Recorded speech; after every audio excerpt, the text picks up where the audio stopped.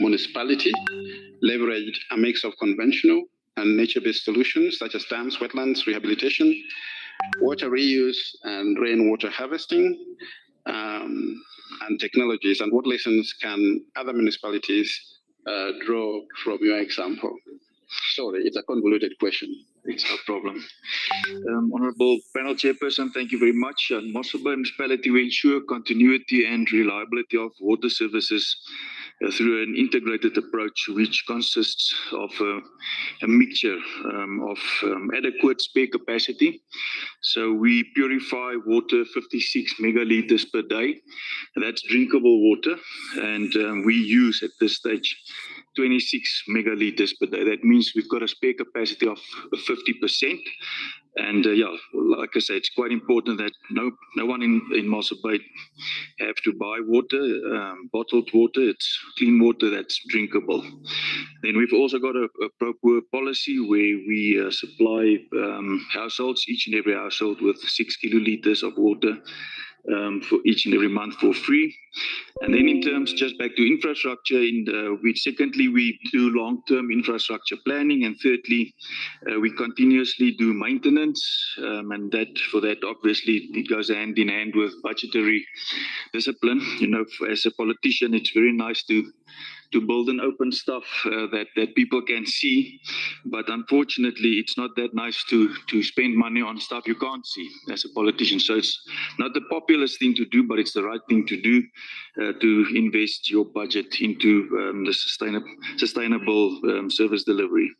In terms of water infrastructure, we've got 3 dams, of which one is owned by the municipality, and national government owns the other 2 dams. And at this stage, we're working very nicely together. At this stage, they're busy with a 50 million rand on pump infrastructure at one of the dams.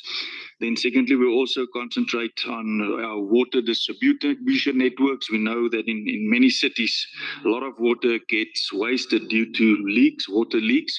So we continuously repair pipes. At this stage, we just finished 800 millimeter pipeline. It was a multi-year project. It spanned over 5 years. It was almost a 20-kilometer pipeline we did. And then we've got in Mossel Bay 50 reservoirs. We continuously upgrade as well. We've just finished a 10 megaliter reservoir, and at this stage we're also busy with a 6 megaliter. That means it gives us a reservoir capacity of 109 megaliters. Then we've also got 8 boreholes. So our mix of conventional and nature-based solutions consists mainly of, amongst other things, rainwater harvesting. So we've implemented a council policy where no new house are allowed to utilize the potable water that we supply for garden use.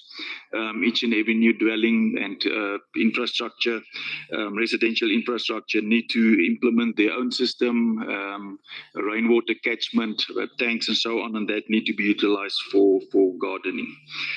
Then in terms of service delivery standards, so we've got in the municipality different service delivery standards, of which the service delivery standard for any burst pipe is to fix that burst pipe within 12 hours.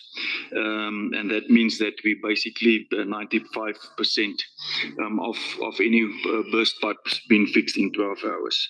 Then council's also currently working hand in hand with the Science Council and Industrial Research Unit, and that's also in partnership with the governments of Malawi and Botswana. And it's a pyromediation project, which consists basically of the growth of algae. We fertilize algae in tanks, and that's been fed into 7 ponds.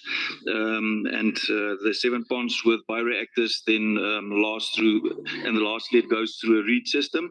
And what we've seen is currently, like I said, it's a research project in the vicinity of 1.7 million rand. But what we see in terms of the microbial identification in your last dam, it's you can use it for use in gardens and so on. Then lastly, in terms of innovative technologies, Mossel Bay Municipality has got a desalination plant of 15 megaliters, a saltwater desalination plant. We're lucky that we're close or next to the sea. Then we've also got a 5 megaliter grey water plant. And then we've got all these plants are, except for the desalination plant at this stage. We're busy with the construction of a second unit of renewable solar energy plant. Both of them are battery backed up.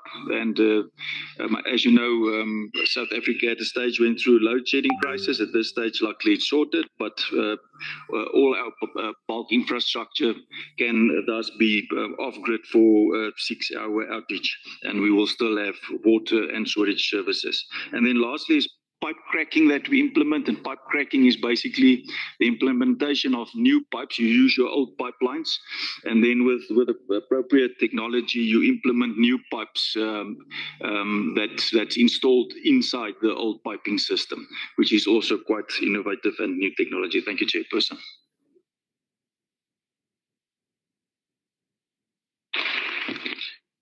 Thank you very much, Mayor Kotze. Again, really impressed by the pro-poor approach.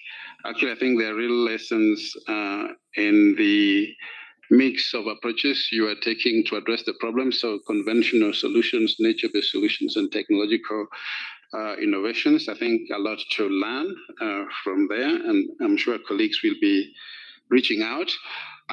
So